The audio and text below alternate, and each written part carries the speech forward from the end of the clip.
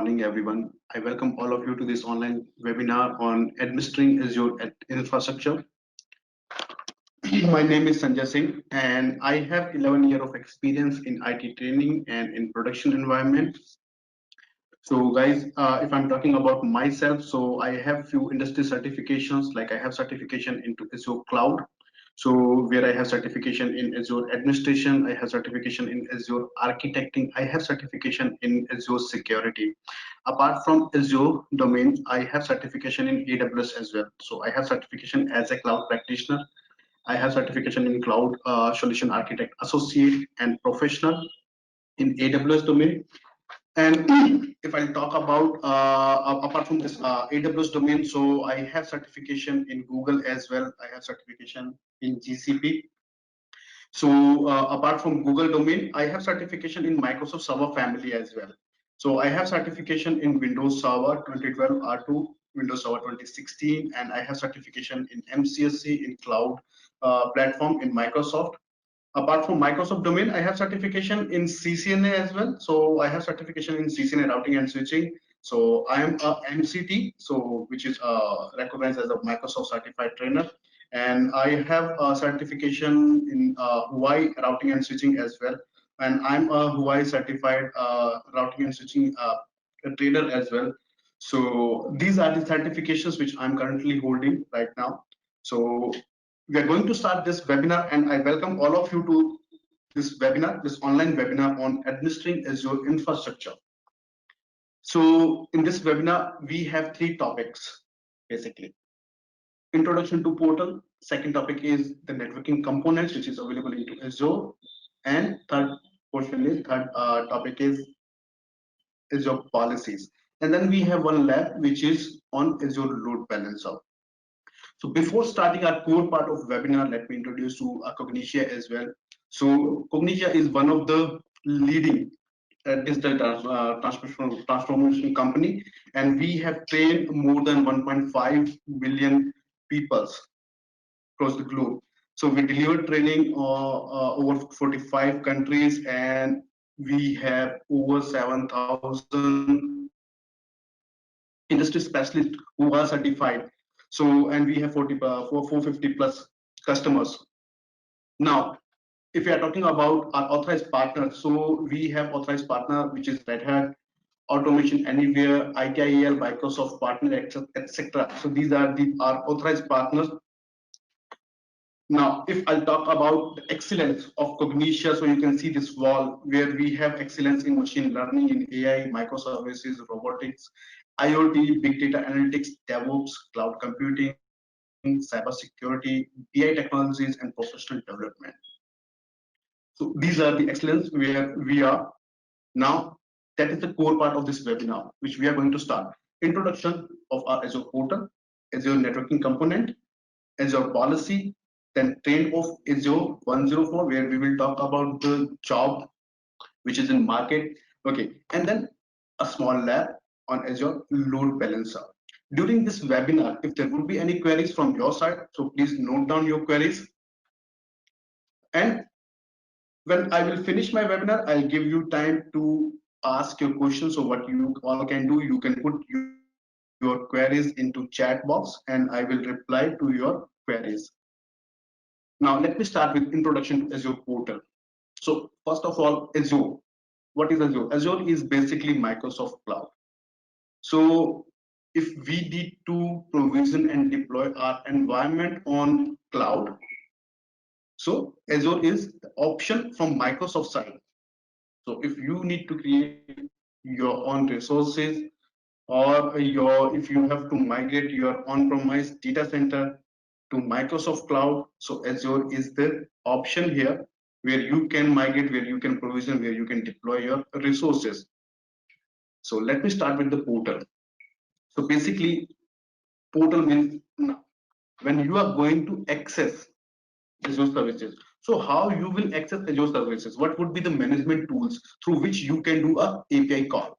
So basically, if you see here in this slide, so we have portal, that is the management console basically, which you can access through web. which is known, which you can access through portal.azure.com. So you will type into your browser portal.azure.com and you will be redirected to Azure login page where you need to sign in. So basically you should have one account on Azure which you can create through a free tier account with your credit or debit card, or you can create one account through a student pass if you have registered yourself to a Microsoft partner. So you will get a student pass through which you can register yourself, or you can purchase a enterprise license from reseller as well. So whenever you will create your account, you will be redirected to this page, which is known as portal here right now. So this would be your web console from where you will access and manage your services, your Azure services. This would be the first option through which you can manage your services through portal. Now, after surfing on this portal and getting some experience on this portal, you can manage your services through PowerShell or through CLI. Now, you can integrate your local PowerShell and your local CLI with this Azure account. Okay, so you need to download PowerShell tool and you need to download CLI tool on your local system. We have some prerequisite, so which you need to check, and then you need to download this PowerShell and CLI tool on your local system, and you would be able to manage your services through your local PowerShell and through your local CLI. When I'm saying local PowerShell and local CLI, what it does mean, it means if you see my screen, so if I open PowerShell on my local system, this would be my local PowerShell. That is my desktop PowerShell, which I have. So if I need to configure my Azure services through this PowerShell, how I will configure.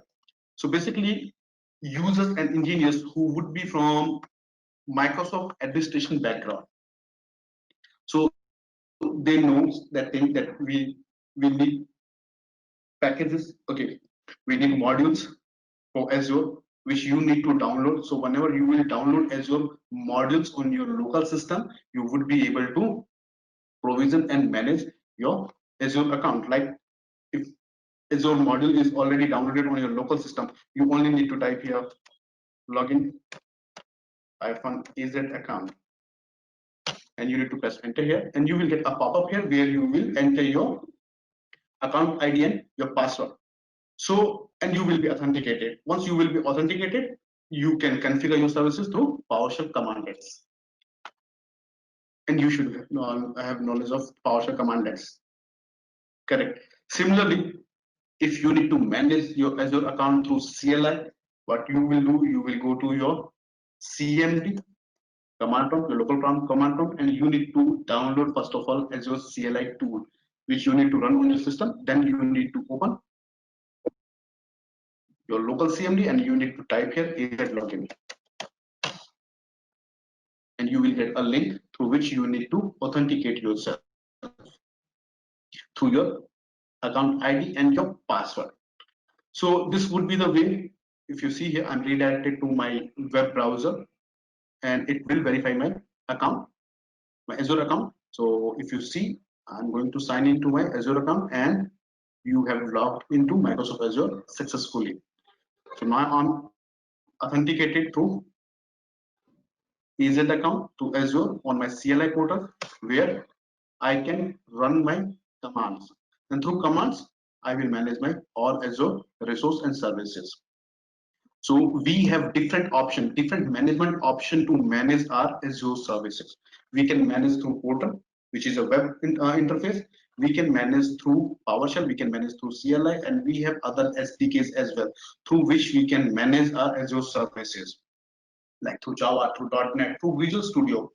So we have integration with these services, and there are many more through which we can integrate our Azure services and we can provision our infrastructure, our resources through those services.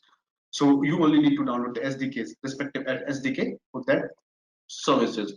Now, next thing, apart from this PowerShell and CLI, what if I don't have a prerequisite? That means I'm not I'm not able to download this module, PowerShell module, due to prerequisite. And I'm not able to run this CLI. Why? Just because there's one prerequisite, which is you should have 64-bit OS. Okay, what if I'm using 32-bit OS? There is a PowerShell requirement, PowerShell version requirement, which is PS version 5.0 or later. So what if I'm using 4.0? That means I cannot install this PowerShell tool. If I'm using 32-bit operating system, I cannot run this CLI. So in that case, how I will run my PowerShell command and CLI command? So no need to worry about that. If you don't have the prerequisite to download module and to run this tool on your local system, we have Cloud Shell here. If you see my cursor, so this is the Cloud Shell which you will get on your web interface. You only need to run this Cloud Shell in your browser. You will get two prompts here, PowerShell and Bash.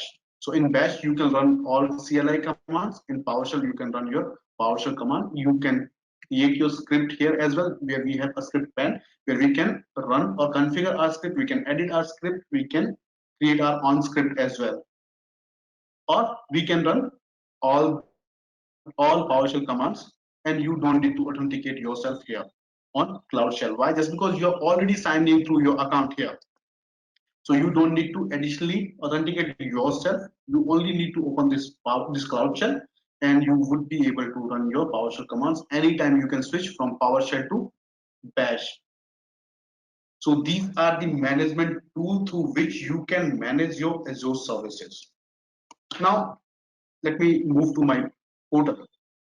Okay, if you see this portal where I'm signing to my Azure ID and password, so by default, whenever you will sign in, you will redirected to home page. If you have created a new account, so you will be redirected to home page where you will get few services. Okay, reference of few services, which is the most common services which is used by you, or if I'm an old user, so I will get here reference of the services which I'm using mostly. Correct. And the most common services you will get, if you're a new user, you will get most common services here as a tab, and you will get your recent resources details here on this home tab. Now apart from this home, this is the default option here. If you will create an account, you will be redirected to your home page first. Let me introduce one by one all these tabs so you would be able to understand this portal tabs. There is dashboard. Now what if I have, if in my organization, this account which I'm using here, that is my organization account where we have multiple projects. Okay, so I need to design my dashboard so that whatever resource I'm using frequently, I can see all those resources on my dashboard. Similar to your mobile phone. On your mobile phone, you have lots of applications which you have downloaded, but rarely you are using all applications. So applications which you are using frequently, you pin up those applications to your home screen. Correct. Where you have multiple home screens, multiple tabs for your home screen, where you can pin up your applications which you are accessing frequently. So similarly, what we can do, we can create a dashboard through which we can pin up our services which we are accessing mostly. Okay, so if you see my dashboard, so on my dashboard, I pinned up this cost by resource. That means I want to check my billing, my resource utilization. So this is my current billing here, which I'm getting right now for my resources. So I always want to monitor my bill. So I'm concerned to my bill. So I pinned up this to my dashboard. Then all resources. I want to see my all resources in one tab. So which is pinned up to my dashboard where I can see resources. Then subscription. Now, what is subscription? Subscription is basically a license. Whenever you are going to create an account on Microsoft Azure Cloud, you require one license. So that license is known as subscription here. So which would be your billing boundary and your administration boundary. So this is the subscription which is pinned up here. If I need to check my subscription, I will go to the subscription. I can check my quota limit, my resource limit. I can check my resource providers. I can check my billing, everything I can check on this tab. So subscription. There's a time zone which is attached here on my dashboard. If you see this forecast, spend rate, which is pinned up to my dashboard through which I can see the forecast as per my current uses. So what it Azure will do, Azure will give me a forecast as per my spending, okay, current spending. So I will get my total amount for my subscription, then current remaining account amount, and then the forecast for this month as per my current uses that I will get here. So these are the tabs which I have pinned up here. Now, if you need to design your dashboard, we can design multiple dashboards, and designing dashboard is free. That is, creating dashboard is free. You can create your dashboard freely. So you can create your own dashboard as well. How you will create? You need to click on plus sign. If you follow my cursor, there is option plus add new dashboard. You need to click on it, blank dashboard or upload. In upload case, if you already have one dashboard which is downloaded by you previously, so and you have deleted your current dashboard, what you can do, you can upload your dashboard which is saved by you on your system. Right now I'm going to show you how to create a blank dashboard, so through which you would be able to understand how you will design your dashboard. So let me click on it. So this would be your dashboard where you can specify one name. So let me specify one name here, which would be AZ104. Then these are the tiles which you can add. So there are 23 tiles which you can add, and if you need to add more resources which you can add from your services tab, which I will show you how you will do that. So let me add one tab here which would be a resource group. So this tile is added here. Then let me add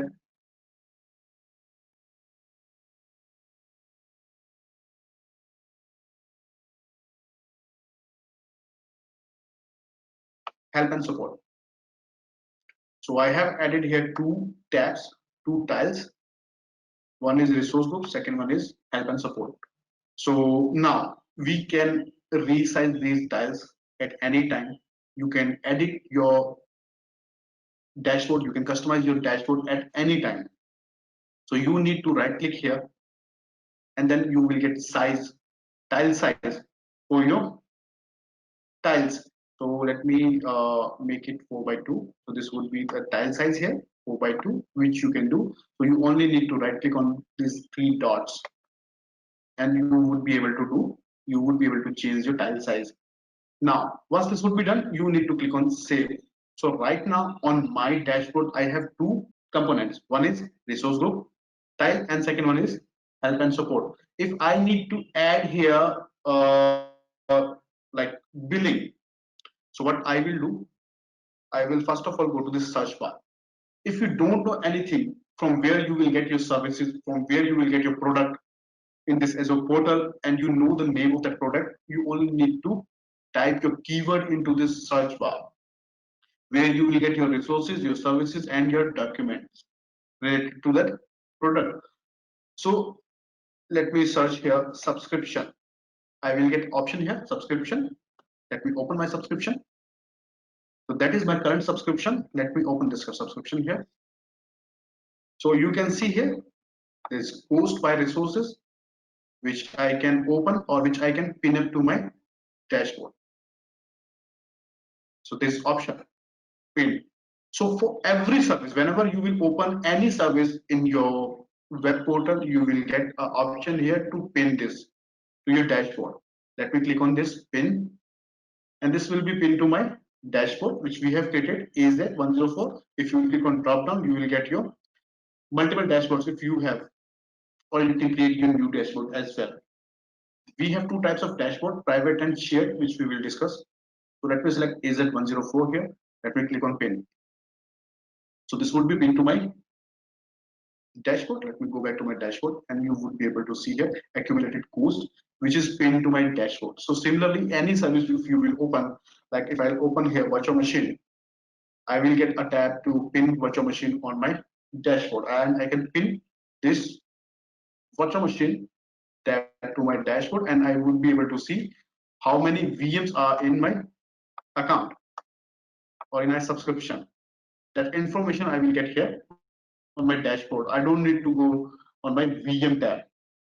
So similarly, you can design your own dashboard. Now this type of dashboard, which is private right now here. Private means if I will sign into this account, I will get this dashboard only. Correct.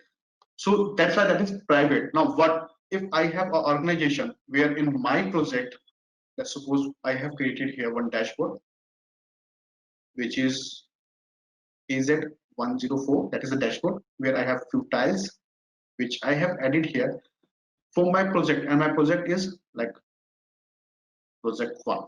This is I have many projects. So project one, which I have, and this for this project, I'm using this dashboard, which is AZ104. This is Zoom. Now in this project, we have 6 users, which are in this project. What I want, all these 6 users, they all will get the same dashboard. Whenever they will sign in with their user ID and password, so they all will get the same dashboard. So what I can do, I can share my dashboard from here. If you see, there's a share tab. I will click on it. I will share my dashboard. What it will do, it will create one resource group in which this dashboard will be saved.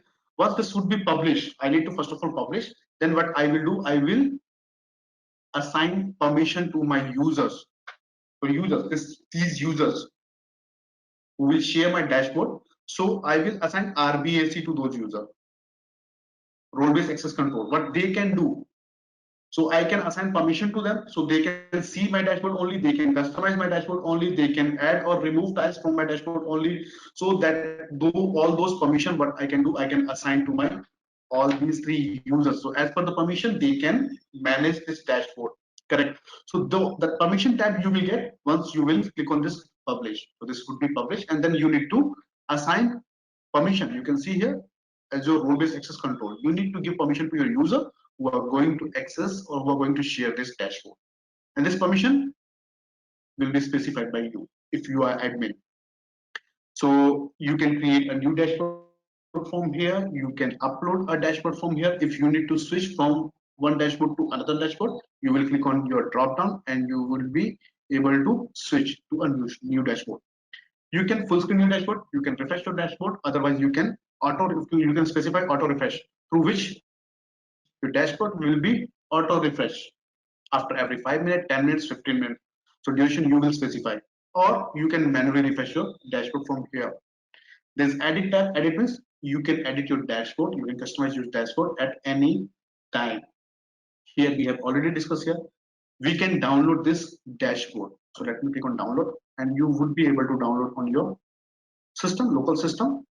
So if I will delete this dashboard from here, now I have only one dashboard, AZ104. If I need my previous dashboard, what I will do, I will go to this new tab and I will upload my dashboard which is saved by me. So let me select this dashboard and this would be uploaded here, and you would be able to see I'm getting my previous dashboard. Correct. So we can download and save our dashboard and we can restore our dashboard at any time. Then we can clone this dashboard. If you need same dashboard or if you require same dashboard for other project, what you will do, you will click on clone. So you will get here clone of dashboard. This would be the name which you can edit or you can change. I'm not going to edit so that we can see that this would be the clone of my dashboard. Let me click on done customization. If you want, you can change the name of this dashboard as per your project. Let me click on done customization, save. So here I'm getting clone of my dashboard, which is exactly to my dashboard. You can see here. You can delete your dashboard at any time. So this would be the search bar from where you can search your services, or there's a at left hand side on top there are 3 tiles. If you click on this, so create a resource. If you have to create a resource inside your Azure account and you don't know from where you will get your resource, so you can search your resource from here, or you can click on create a resource and you will be redirected to marketplace.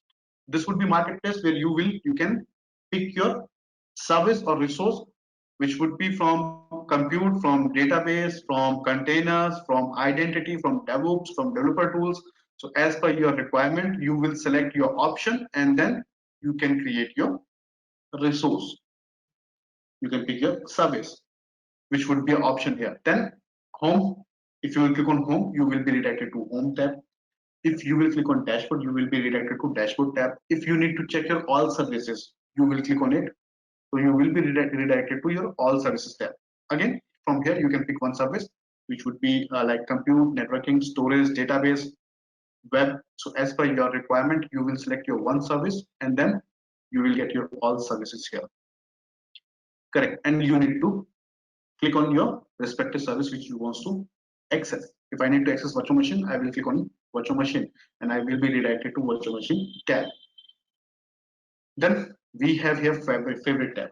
Now in favorite tab, services which you are accessing frequently, those services you want to add into your favorite tab so that you can access these services later through the favorite tab. So if you see this, scroll down, I'm getting here all services. Let me do one thing here. How we will add our services here in this favorite tab?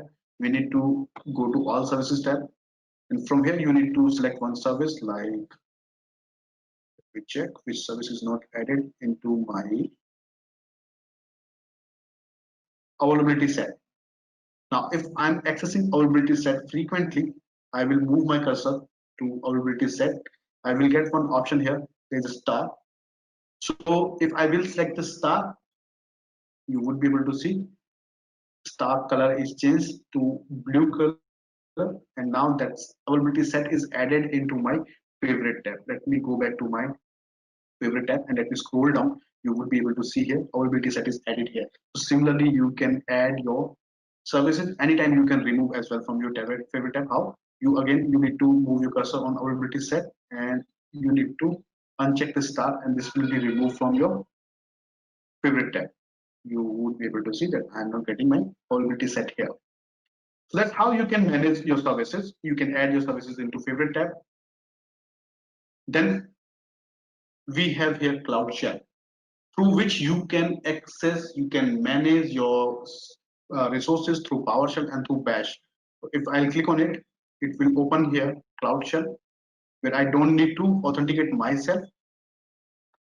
I can run my PowerShell command here, or I can switch to Bash, where I can run my CLI based command. Let me show you one command example so you would be able to understand how commands work here for PowerShell. So there's a get command. So get hyphen AZ. AZ is the module, PowerShell module for Azure. So get hyphen AZ resource group. Press enter. You will get here your output. So resource group which is available in my subscription, I will get all those resource group and their resource ID. So then like that you can manage your services. You can create new resource group. If I need to create a new resource group, let me create a new resource group like to new hyphen AZ resource group and space hyphen name, your resource group name, which could be like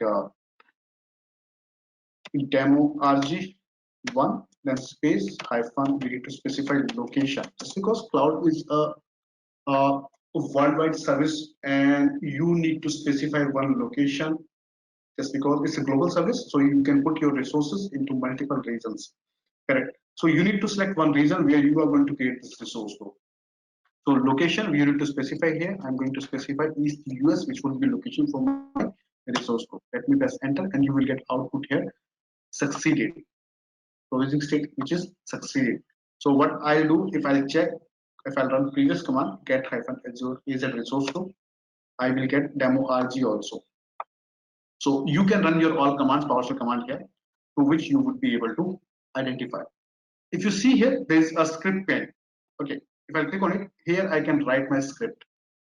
If I have knowledge of scripting, I can write my script. What I can do, if I have already a script inside my system, inside my local system, I can upload that script here. And I will get that script in this pane, left hand side. And I need to select my script and I can edit that script here at any time. Let me check if I have any script on my local system. So let me upload one script.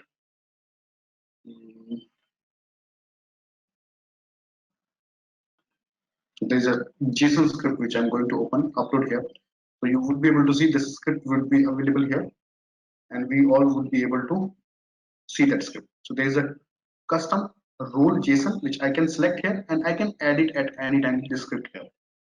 So scripting pane is here. You can write your script, you can edit your script, and you can run your script through PowerShell command as well. So if you have a script, but on your system doesn't support AZ module, and you need to run that script through PowerShell, you can upload that script into Cloud Shell, and then you can run your script through PowerShell, which would be an option here. So that is about this portal here. Okay, if you will click on this setting tab, you would be able to change setting of your home tab or your dashboard. So the kind of a theme which you want for your account. So you can select your one theme, and as per your theme, you will get your portal view, portal UI. Correct. And then you can select your contrast. As per your contrast, you will get your contrast for your dashboard. Similarly, you can select your home tab and where you can specify your home tab theme through which you would be able to see your home tab. Now you can make your default view. As per my account, my default view is dashboard. That means what it does mean, it means if I'm going to sign in on Azure portal, so dashboard would be the tab or the view which I will get by default. So this would be the default option for me, dashboard. So you can choose either you want home tab or you want dashboard whenever you will sign in. So after signing, what tab you want. Okay, so I want dashboard in my case for my account, just because I have customized my dashboard as per my requirement. Similarly, you can change your region and language from here. There's a question mark through which you would be able to get documentation. You will see the new resources, the updates about Azure. All links is available here. You can select one link and you will get help and support as well. So you will get help from this tab. That is your account to which you are signed in. So you will get your account information from here. There's a notification bar through which you will get notification. That means credit which is remaining, resource which is provisioned by you, so status of your resource like success or failure, all those notification you will get here. So and deployment as well, if your resource is under provision, so you will get that notification as well here on notification tab. Then we have subscriptions and directory. So if you have multiple subscriptions, just because Azure cloud is a multi-tenant cloud where you can create multiple tenants, that means multiple Azure active directories. So you can switch from your directory to another directory at any time. You can see that I have two directories here right now. One is my default directory, second one is other directory, so which I have created for training for Vertex. Okay. So similarly, I can switch to my tenants or to my active directory at any time. So you only need to select.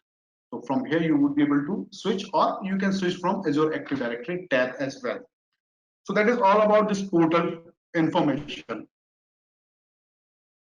Next, which we have, that is you can manage your services through Cloud Shell, through PowerShell, through CLI. Even we have mobile app as well, which you can download for your Android and iOS devices.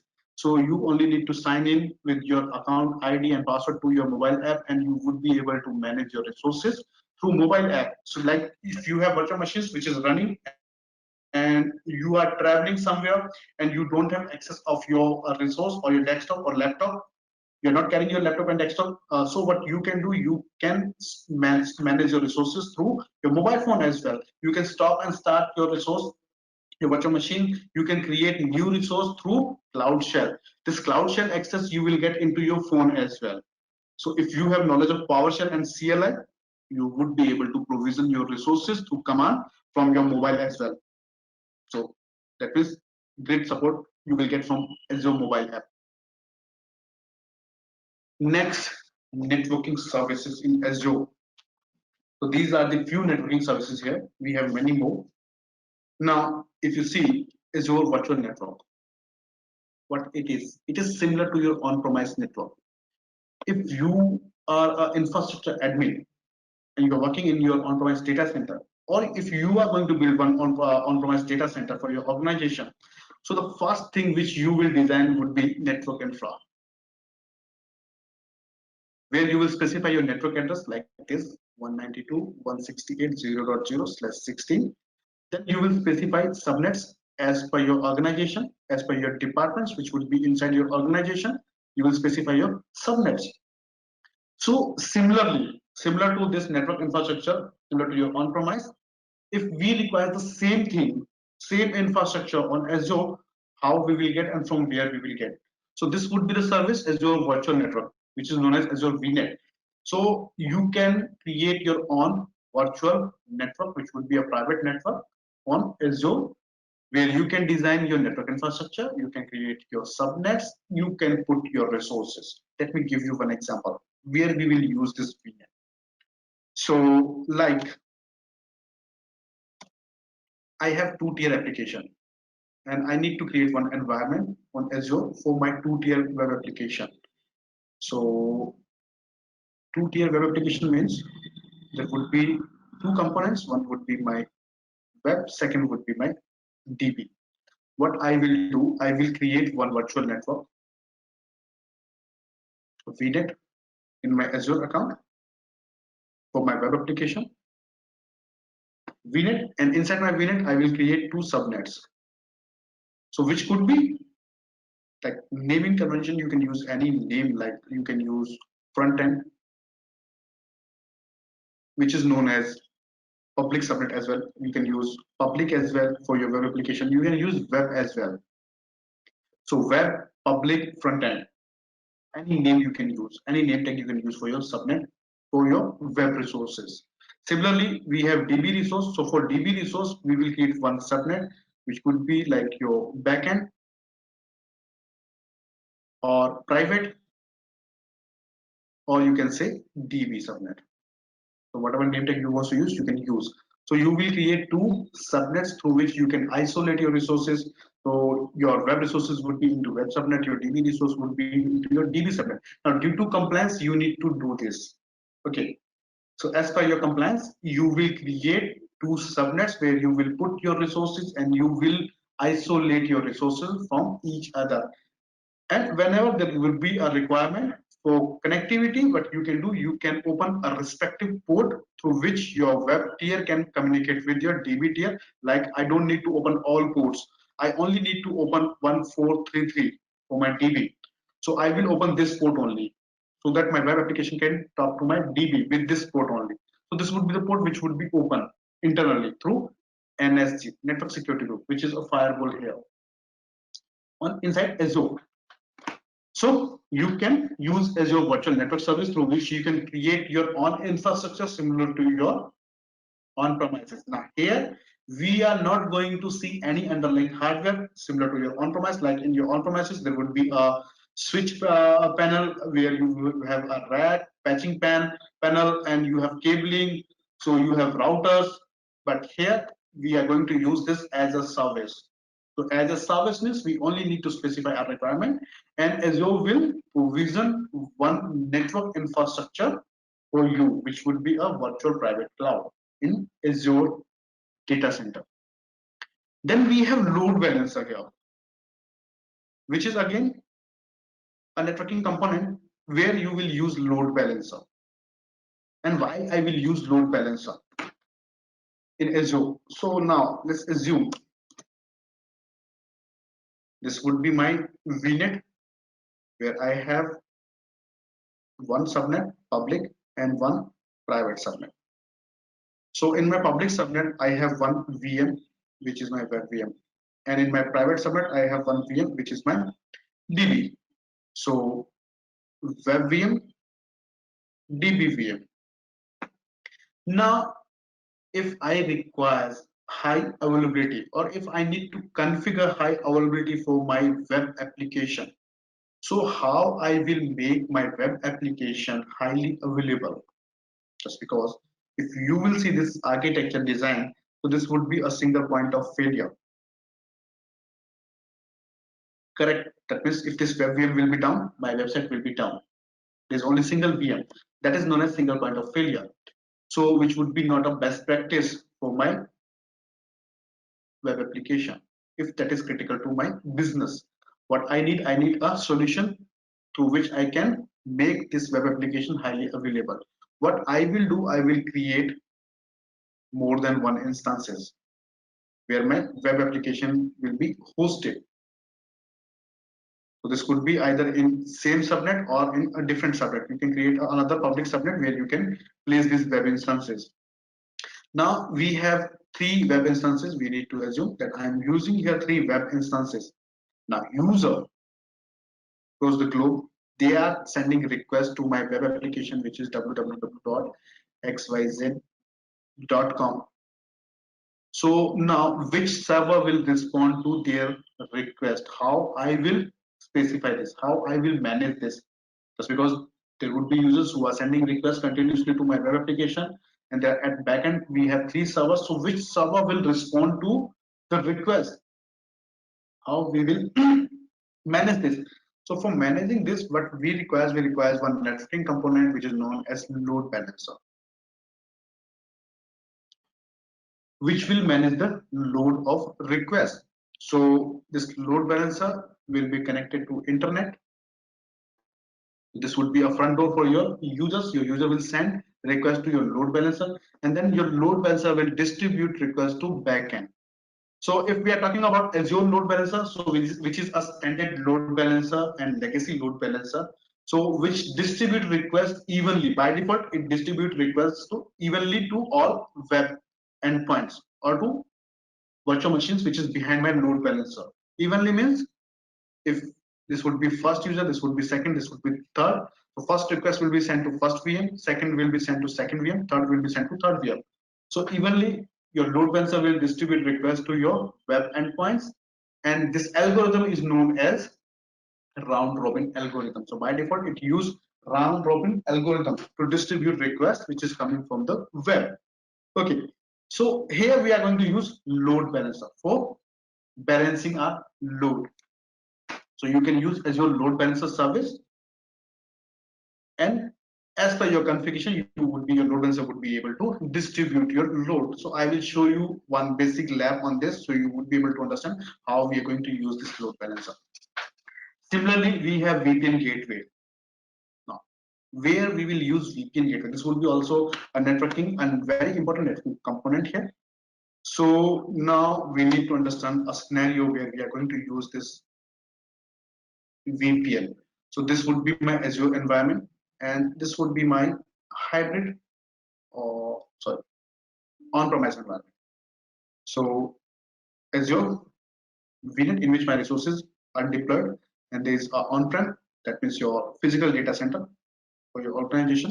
So you have few resources which is in your Azure environment, Azure network, virtual network, and you have few resources which is in your on-premise data center. Now what you want communication, you need connectivity from Azure resources to your on-premise data center. That is hybrid connectivity you want. So what you can do, you can use VPN gateway through which you can create a site-to-site VPN connection, and you would be able to communicate from your on-premise data center, which you will learn into this AZ104 certification course, how to create VPN, what would be the characteristics of VPN, the different SKUs which we have for VPN, and how you will integrate, how you will create a gateway, and how you will create a connection. Now, similarly, this would be the first option where you can use VPN gateway. Second option we have where we have multiple VNets. So this would be your Azure VNet, this would be your Azure VNet, which could be in same subscription or in another subscription, VNet 2, or in same region or in another region. Now, if you want to communicate your resources from one resource group to another resource group, so you can place VPN gateway at both sides, and you can create one connection to which you would be able to connect your resources from one VNet to another VNet. We have other option as well for VNet, which is known as peering, VNet peering. VNet peering we can use, through which we can connect our VNet with Azure backbone network. But in some cases, VNet peering where you cannot use VNet peering, like if you have country restriction, if you have a VNet which is in a country cloud, so you would not be able to do VNet peering. Okay, in that case, you need to use VPN gateway, through which you would be able to connect your resources from one VNet to another VNet. So this would be a networking component which you can use. Then we have next application gateway. Now this, as I told you, that Azure load balancer is a standard load balancer and it's a legacy load balancer which works on layer 4. Correct. So if we require an advanced load balancer through which we can distribute our load to our backends, and we can do path-based routing, we can do URL-based routing, or we can host multiple domains, multiple websites. So you cannot use this Azure load balancer. You require an advanced load balancer. So you can use Azure application gateway. So application gateway, through application gateway, we have lots of characteristics. I'm going to describe a few of them. Like you will do path-based routing through application gateway. Like on your website, you have two contents, image and videos. So if any user who is sending request for image or who is going to serve image page, so that image request will be sent to a group of servers which is only responsible for image server, image content. Then there would be group of servers which would be responsible for videos content. So their request should be sent to video server only. So this thing you can manage through application gateway only. You can do multi-site hosting as well, like you have xyz.com, you have abc.com, you have another domain, so you can do multi-site hosting as well through this application gateway. You would be able to enable HTTP to WebSocket. You can enable SSL termination as well, which is also known as SSL offload.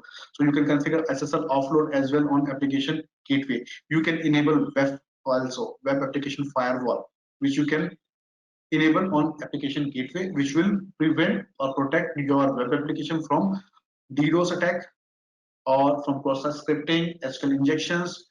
Okay, so you can enable this web application firewall along with this Azure application gateway. There are many more examples and characteristics for this application gateway, which you will learn in detail into your AZ104 certification course. Then at end, we have content delivery network. Now what it is? So basically CDN, as Azure have its global network, global infrastructure. Okay, so they have their edge servers in most of the region. Now, what is these edge servers and how they work? That I'm going to explain you. Let's assume this would be your web application, which is hosted into US East 1, that is in North Virginia. Now, let's assume your website static contents are stored on Azure storage account, like your images, videos, style sheets, CSS style sheets. So all these contents, static contents, are stored on your storage account. Okay. So whenever user will access all these content, so this would be accessed from your storage account. Okay, which is created on your Azure portal. Now users who are sending requests to your web application, they are facing some issue, performance issue, who are not from your location. Okay, who are not from website location or web application location. So like this would be a user from India, this would be a user from China, this would be a user from uh, Africa. So now whenever they are sending requests and they are trying to stream some video at their location, they are facing some performance issue, they are facing some latency. So what you need to do, you need to reduce latency, you need to increase performance of your web application.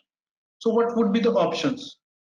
So first option, what you can do, which will come in your mind, what I can do, I can create my web application into their location, which would be not a good practice, best practice. Why? Just because I'm, first of all, I cannot create web application into all regions of Azure Why? Just because this would be cost to my organization, which would be not a good, best practice for my organization. It will increase cost of my organization. So I need a cheapest solution through which I can reduce latency, I can increase performance.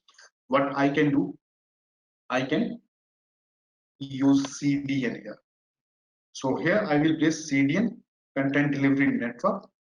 So which will be connected to my web application. This would be my origin server, that is known as origin server. And this would be front door for my users. My users will send request to my CDN. If they are going to watch a video like test.mp4, so the first user who is sending request for this video on this website, he will only face the latency issue.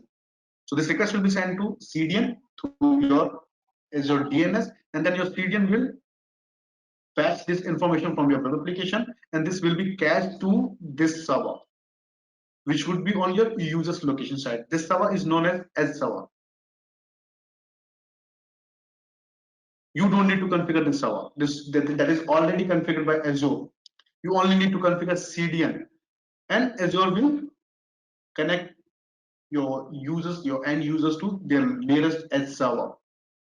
So the content will be cached to this edge server. So the second user, if he is going to access the same movie, same MP4, so he will get this MP4 video from the edge server, which is in his location, and he will not face any latency issue. He will not face any performance issue, just because there would be a cache edge server which will cache the content, and there would be a TTL through which this cache server, this edge server will flush, and you will get, and user will get updated content after 4 days, after 7 days, whatever time you will specify. That you can do by your own, or you can pulse. If you have some update, like if my TTL is 7 days, okay, and after 3 days my video is updated or my content is updated on my website, what I need my users should get updated content. What I can do, I can pulse at any time, I can flush at any time manually this edge server. So I will purge, that is known as purge here. So I will purge my CDN, and what CDN will do, it will remove my edge server cache, which is in different location, so that user, if user will make any request, so he will get a latest and updated content from my CDN. So that is the use of CDN here, content delivery network, which you can use. The next part, which is our most important part, that is Azure policy. What it is, what is Azure policy? So basically, when you have a hierarchy where you are going to manage your organization, so let's suppose like this would be my organization where I have multiple departments, like I have dev and test department, I have production department, I have logistic department, and for dev and test I have one subscription. For production environment I have two subscriptions. For logistic department I have one subscription, where I have multiple subscriptions for my departments, and I need to manage all these subscriptions, and I need to manage my resources which I am going to provision inside my organization should be compliant. So resources which I'm going to provision, or which my user or which my employees are going to provision inside my organization, they all should be compliant, just because there would be a compliance regularity which I'm following, and I need to make my all resources compliant. Now, how you will enforce your employees if they are going to sorry, if they are going to provision any resource in your subscription, so should be compliant, otherwise their resource deployment should fail. How you will enforce your user? What you can do, you can use Azure policy, which would be a good option, best option for you, through which you can make your resources compliant. Correct, where you can create policy. Let me give you one example. Now my organization is xyz.com, where my users are going to create resources, but my organization is in India region, in India location. So what I need they can create resources, they should create resources inside Indian region, in central India, in South India, okay. And except Indian region or Indian location, they cannot create any resource in any region. So what I will do, I will create one policy and I will scope this policy to my subscription here. Like if I'm going to use this for this subscription for my dev and test environment, where I want like whatever resource will be provisioned, that should be provisioned into Indian location only, Indian data center only. So in that case, I will create one policy which I will apply to subscription. I can apply this policy to a resource group as well. These are the scope basically where I can scope my permission, scope locations. These are known as scope location. So I can scope my permission to subscription or to resource group or to management group. Now, these departments which I have created here, these are known as management group. So I can scope to management group as well. So as per my policy where I will scope, this will be inherent to lower interconnected resources or resource groups, which would be in my subscription or in my management group. This will inherit. So if I'll apply to subscription, this policy will be applied to my complete subscription. So whatever user, including admin as well, whatever user is going to provision any resource in my this subscription, and if the policy is for Indian region, they would be able to provision resources only in India region. If they will provision or deploy any resource into any other region like into East US, their deployment will be failed and they will get one error, and in that error policy will be mentioned that there is a policy which is denying your resource deployment. So you need to deploy your resource into respective region. Now, this could be a policy, this could be an example. Now, if this policy is created by you later and you already have provision few resources inside your organization, what you can do, you can create a review policy through which you can review your existing resources which are compliant or non-compliant. Okay, so as per your regulatory compliance, then you can find out your non-compliant resources and you can specify remediation. So you can remediate your resources later as well through review policy as well. Now, how this Azure policy works? So you can see here, you need to create a policy definition. Now, what is policy definition? In policy definition, you will specify your action. What would be the action? If this would be the condition, so what would be the action which you will specify into your policy definition? So assign the definition to your resource, like to your subscription, to your resource group, or to a particular resource. Review the evaluation result. That means once this policy will be assigned to your resource group or to your subscription, later you can review your status of this policy, that your resource is compliant or non-compliant, that you can review. So review the result. Results are either compliant or non-compliant. Then we have two components in Azure policy: initiative definition and initiative assignments. Now, what is initiative definition here? Initiative definition means we have a policy which we have created here. Let me show you from the portal. You would be able to understand from here. So we need to search here policy. So you will get one tab here as a policy tab. If you will see assignments, so in assignment I have two assignments here. So when to set definition, where I will specify my definition, that means the condition, policy definition, initiative definition. So policy definition means a single condition. Okay, if I'm going to specify a single condition, so that I will define into my policy definition. If you have multiple conditions, that means you have multiple policy definition. One is for region, one is for resource category, one is for resource group. So if you have multiple policy definitions and you want to group your all policy definition into one action, that is called here initiative definition. So through initiative definition, you would be able to group your policy definition. That means multiple policies you can integrate with one definition, which you can apply to your one resource group or to your resources or to your subscription. So through this one initiative definition, there would be multiple policies which will be applied to your resource group or to your resources. or you can individually assign through policy definition, through single policy definition as well. That is totally up to you.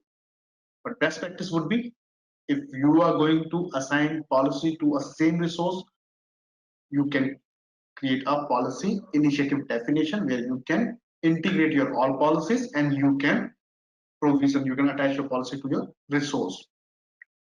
Now we are done for this technical part. Now I'm going to start this lab. Whenever I will finish this lab, I will come to your questions and answer. So that is a environment, lab environment, if you see, for my load balancer. So where I have two VMs, Web1, Web2, where my content is hosted. Then both VMs are connected to one availability set.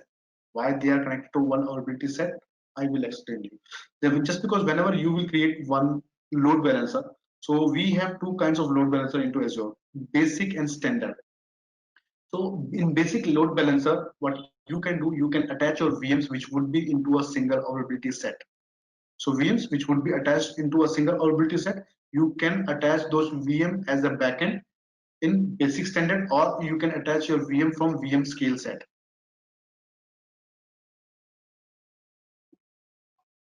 VMSS, VM scale set.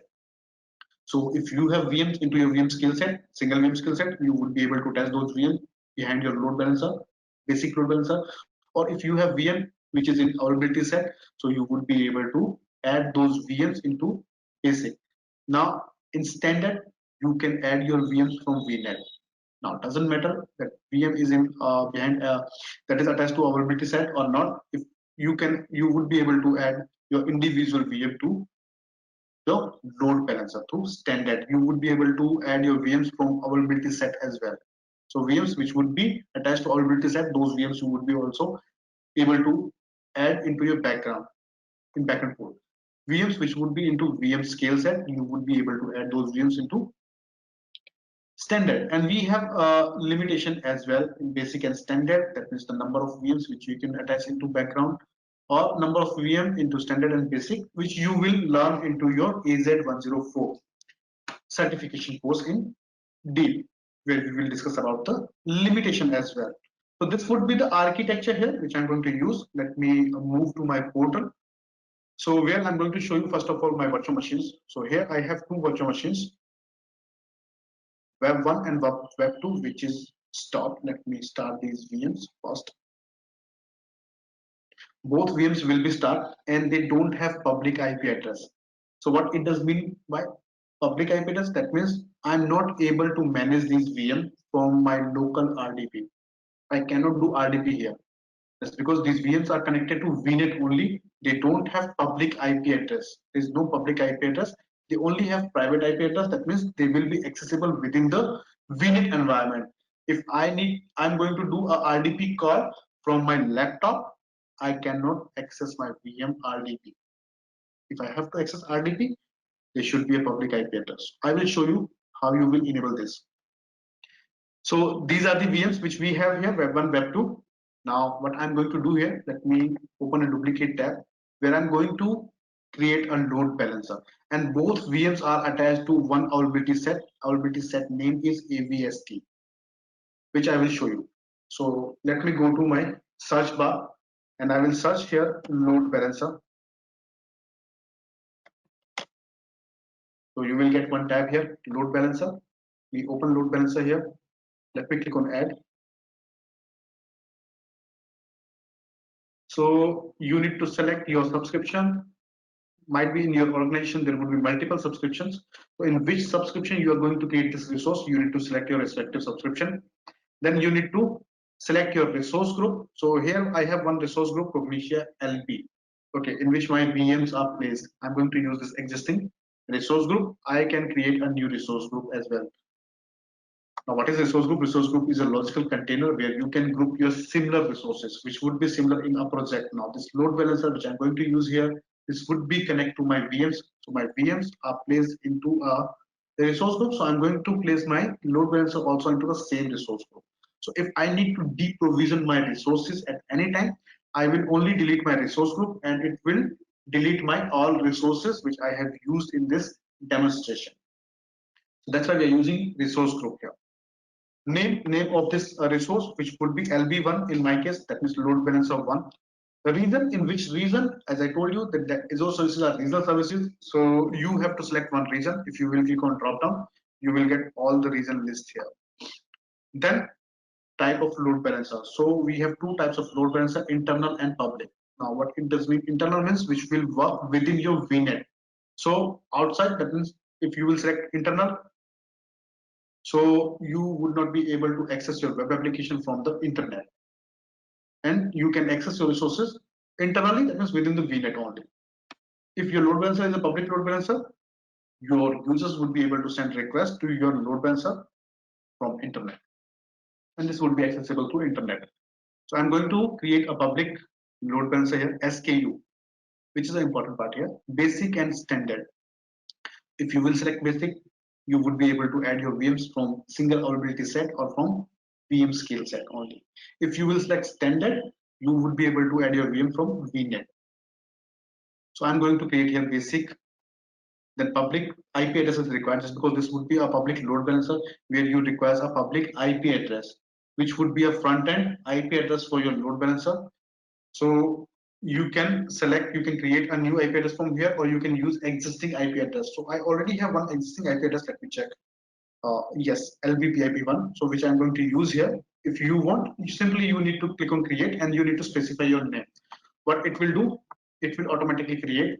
It will create one public IP address with the recommended configuration for you. So you only need to specify your name of public IP address. Rest will be created by Azure.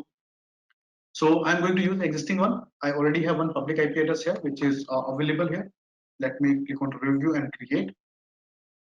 So validation check will be passed here. So you need to click on create.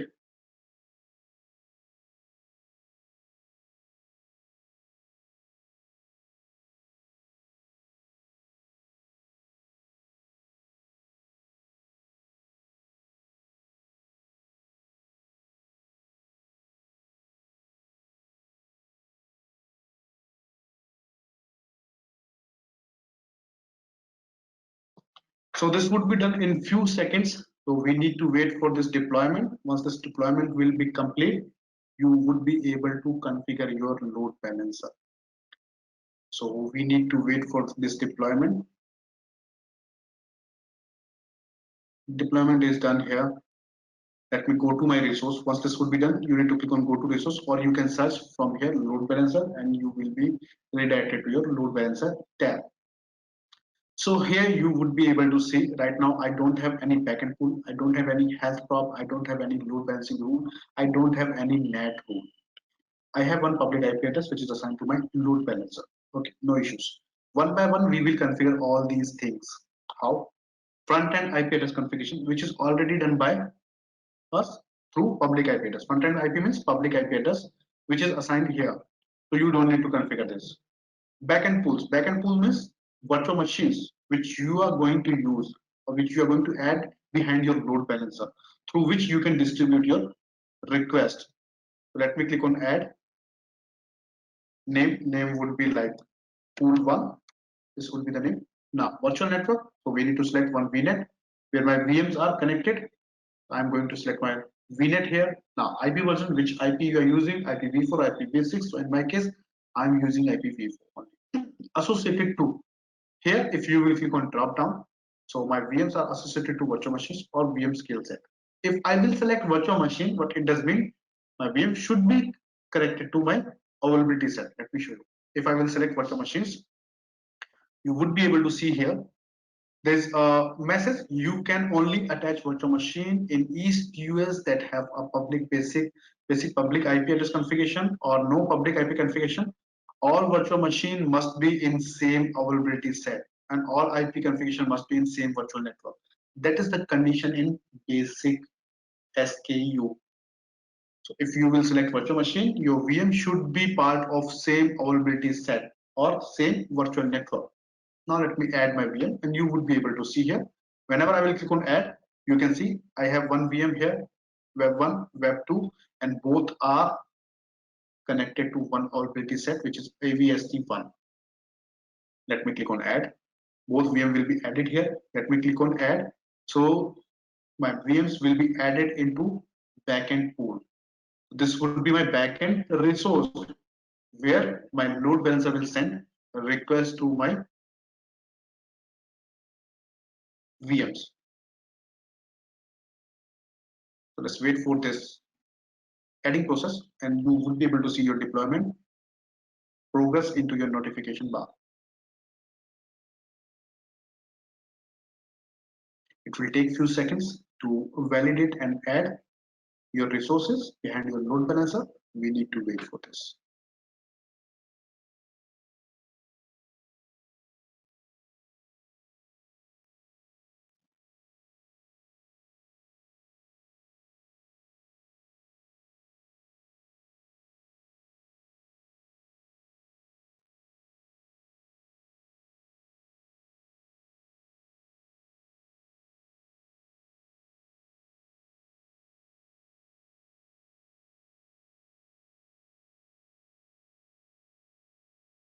So let me check the questions. Till then, I'm going to answer to your questions one by one. So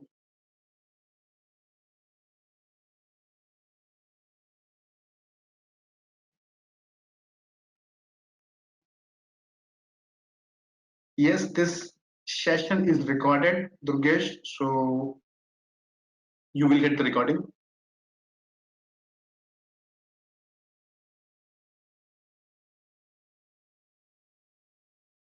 So how to access this portal? Basically, Sunit, what we need to do, we need to register ourselves on Azure portal.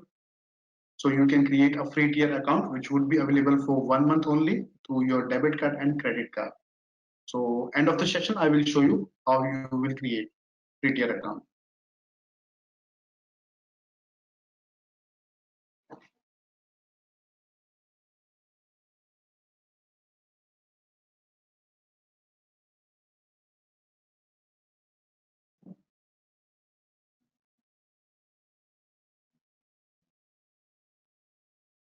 So Venkat is saying in CDN TTL is 4 days and if it is updated on daily basis. So Venkat, if your content is dynamic content, as I told you, this would be this you can use CDN for static content. So if your content is dynamic content, still you can use CDN and there would be a different policy for updating your content to your edge locations. Like Netflix, okay, so Netflix is using CDN and they are updating their content after every 5 minutes. Correct. Do we have auto-scaling group concept in Azure? Yes, we have auto-scaling group concept that is known as here VM scale set. Auto-scaling group is known as here VM scale set. So my resource is added here. Now let me go back to my lab. Here there's a health prop. So once your backend pool will be added here, there would be a health prop. Now what is health prop here? Now basically at backend there would be 2, 3, 4, 5 VMs which would be in my behind my load balancer. So now when my load balancer is distributing requests to backend resources, how my load balancer will understand that this resource is healthy. Okay, so what I will do, I will create a health prop through which my load balancer will do a periodic check to my all backend VMs. So VMs which would be healthy, my load balancer will send request to those VMs only. So we need to add a health prop here. Let me click on add. Name I'm going to give here prop one. Protocol. So we have two protocol support here, HTTP and TCP. So you can select TCP or HTTP. This standard load balancer, as your load balancer works on layer 4 basically. I'm going to use TCP here. Port would be 80. So that means it will check port number 80 after every 5 seconds. This duration you can change. Okay, this would be default duration which you can change. Then unhealthy threshold. So if your load balancer will get two consecutive unhealthy thresholds from your backend device or resource, it will assume that the resource is unhealthy and your load balancer will not send any request to that virtual machine. So I'm going with this default configuration in this demonstration. Let me click on add. So this will take few minutes to update your health prop. So once health prop will be updated here, you can see right now it is updating. So it will take few minutes to update this. Once this would be done, you would be able to add load balancing rule. What it does mean by load balancing rule? Load balancing rule means in load balancing rule, you will specify what would be the source address, which would be your load balancer's public IP address, and port which your load balancer should listen. So source IP, source port, you will specify, then destination IP and destination port. Okay, so that you will specify in this load balancing rule, so that whenever your load balancer will get any request, it will check the load balancing rule in which you have already specified, like your load balancer should listen only port 80 or only port 443. So whatever configuration is done by you into your load balancing rule, your load balancer will listen only those ports and it will entertain only those requests. So let me go back to my load balancing rules tab, and still it is updating. So we have to wait for a few seconds so that I will get this add option here, which is grayed out for me here right now. So it will take few seconds. Let me refresh my load balancer configuration. Scroll down. Yeah, now this add tab is available here. Let me add an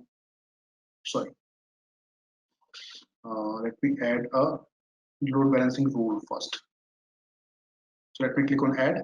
So here you would be able to see we need to give a name here, so which would be rule 1 in my case.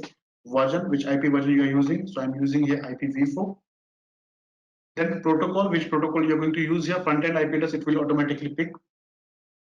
Protocol would be TCP or UDP. So I'm going to use here TCP. Port would be 80. Source port would be 80. Destination port would be 80.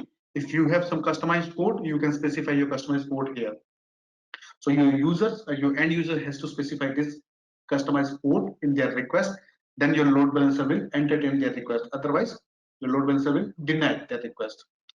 Then backend port you will specify here. Scroll down, backend pool. So backend pool we have configured already, where we have two virtual machines, health proc, which we have configured, through which your load balancer will check the health of these virtual machines. There is a session persistence. What it is? Through session persistence, you would be able to create a sticky connection. So if you want to send a request from a dedicated source to a dedicated backend, like you users who are sending request. So let's suppose user 1 who have sent a request to your load balancer, which is received by your load balancer and sent to VM1, distributed to VM1 only. What you want if the user 1 is going to send the same request after a few times, so the request should be sent to this VM1 only. That is called session persistence. You can create session persistence where you have to specify source IP, source protocol, source address, and destination IP, destination protocol. So all these information you need to provide here. So as per your information, you would be able to create a sticky session. Then we have ideal timeout. So whatever sessions would be created by your load balancer, 4 minutes would be the ideal timeout. After 4 minutes, connection will be terminated. There is a floating IP address. What is floating IP address? If you are using more than 2 front end, if you see here, there is a front end IP address. If you are using more than 2 front end, that means you have 2 public IP addresses for your load balancer. You can configure floating IP configuration, through which you can specify if user 1 is sending request to public IP address 1, should be sent to this backend. If user 2 is sending request to public IP address 2, this should be sent to the VM2. That configuration you can do through floating IP address. Let me click on OK. I'm going to use here only one public IP address, so I'm not going to enable this here. This would be done here after a few minutes. Then you would be able to create a NAT rule. So which I'm going to do here, I'm going to create a NAT rule here, through which you would be able to access your virtual machine. If you see on my VM, I do not have public IP address. This public IP address which I'm getting here, that is my load balancer's public IP address. Why? Just because my VMs are added into behind load balancer. So for my both VMs, this IP would be common, and my both VMs are using this public IP address. Still, I'm not able to get RDP to this IP address just because that IP address is for my load balancer. Let me show you Web 2. So on Web 2, you will get the same IP address, 191, 145.191, and if you will check Web 1, on both VMs, you will get same IP address, same public IP address, 145.191. So both are getting this IP address from load balancer, and you cannot do direct RDP to your VMs. So what you can do, you can add a NAT rule here through which you can do a NAT call, source NAT. So which I'm going to configure here. So this would be rule 1 for VM1 front-end IP address. I will get my load balancer's public IP address. Then here port IP version would be IPv4. Service would be RDP in my case. I'm going to configure NAT for RDP here. Protocol would be TCP. Timeout would be 4 minutes, which I can customize to 30 minutes. Port would be 3389. Target virtual machine. I will select from the list, which would be Web1. Then I need to select my IP address, private IP address for this VM. Port mapping. If you remember, I told you that source port you can customize. Let me click on custom, where I can customize my port. So my source port would be this, which would be like 50,001, and my destination port would be 3389. That means my RDP port. Let me click on add. So this would be a RDP rule for my VM1. So if I need to get RDP of my VM1, how I will do RDP, I will show you. So you need to open MSTSC, that means remote desktop connection, on your local system, and let's wait for this adding process. Once this rule will be added onto your load balancer, I will show you how you will do the RDP, and I will show you how my load balancer will distribute requests to my VMs where my web application is hosted.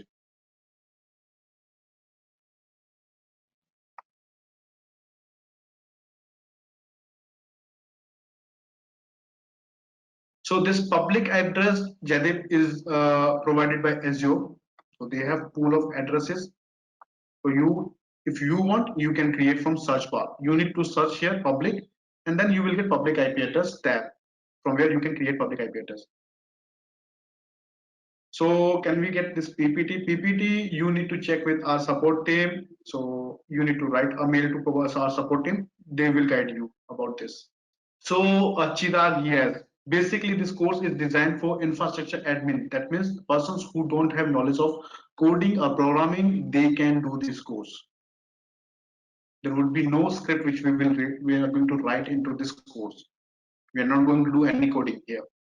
So Asha, this would be dependent on your web application. You need to analyze your traffic, and as per your traffic, what you will do basically initially, if you will talk to me, if you'll ask to me initially, what I will do, I will create an auto scaling group where I will create policies. So if I will get more requests on my web application, my auto scaling group will add automatically VMs inside my auto scaling group. Okay, and there would be one load balancer which would be attached to my auto scaling group. So whenever there would be new VM which will be attached to my auto scaling group, my load balancer will send request to that new VM. There is no restriction to upload script, but yes, you can do clear custom policies through which you can restrict your users for uploading script. I have two Windows VMs in which IIS is installed. On IIS, there are server deployed, configured, or specific port. How can we load balance it? Okay, so you can configure load balancing rule through which you would be able to distribute your request. There's no programming knowledge required for this course. Recording and PPT you will get from our support team. I will let you know about this part, like if you will complete your AZ certification. So the kind of jobs which is offered in market and what would be the salary range. Now, if you see here, let's come back to our lab session. So if you see, there is one rule which is added here, which is added for my web1. What I will do, I will copy this IP address, public IP address of my load balancer. If you see, that is the same address which is assigned to my VM. I will put this address into my MSTSCF. Here I will specify my custom port. If you'll see, there's a custom port which is 50,001. Let me click on connect. You can see I'm able to get RDP of my VM.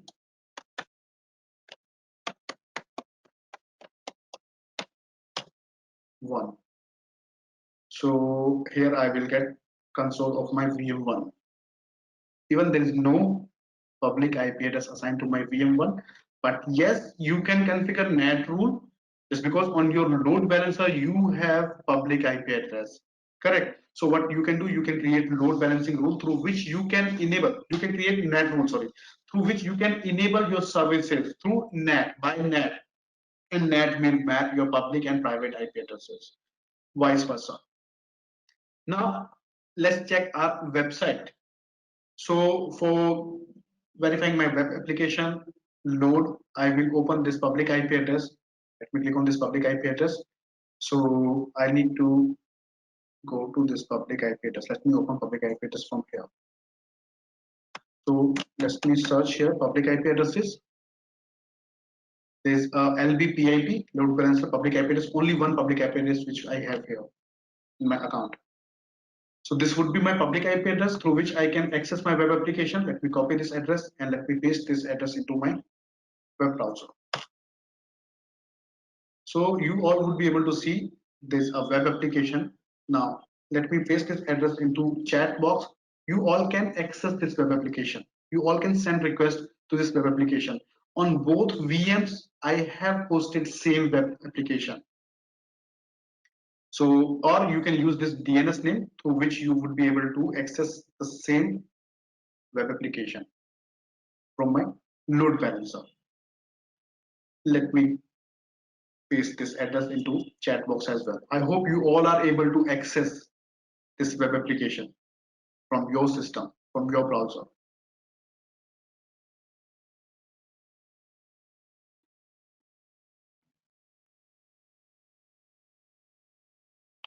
So that is all about this webinar. I hope you all get an idea for Azure, administering Azure, how you will administer your Azure portal, your Azure services.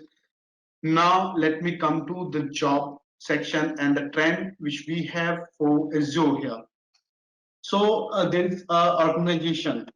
I'm going to share a report which is done by a great learning organization.